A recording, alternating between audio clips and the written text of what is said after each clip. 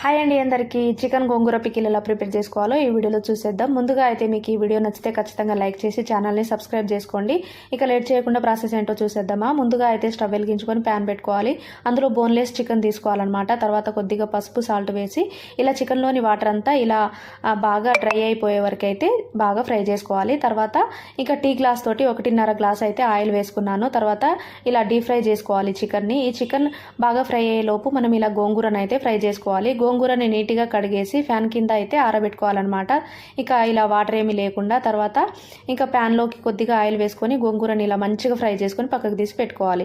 Chicken ఇలా golden కలర్లోకి రాగానే తర్వాత ఫ్రెష్గా దంచిన అల్లం వెల్లుల్లి పేస్ట్ వేసి పచ్చివాసన పోయే వరకు ఇలా బాగా కలుపుతూ ఫ్రై చేసుకోవాలి. తర్వాతనే ఇందులో ఫ్రై చేసి పెట్టుకున్న గోంగూరను అయితే వేసుకొని మంచిగా కలుపుకొని స్టవ్ ఆఫ్ చేసుకోవాలి.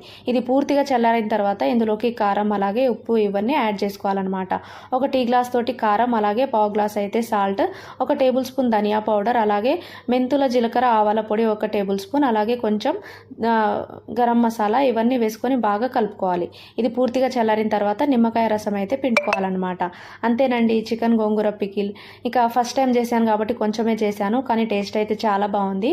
మీకు నచ్చితే ఖచ్చితంగా ట్రై చేయండి. అలాగే వీడియో నచ్చితే లైక్ చేసి సబ్స్క్రైబ్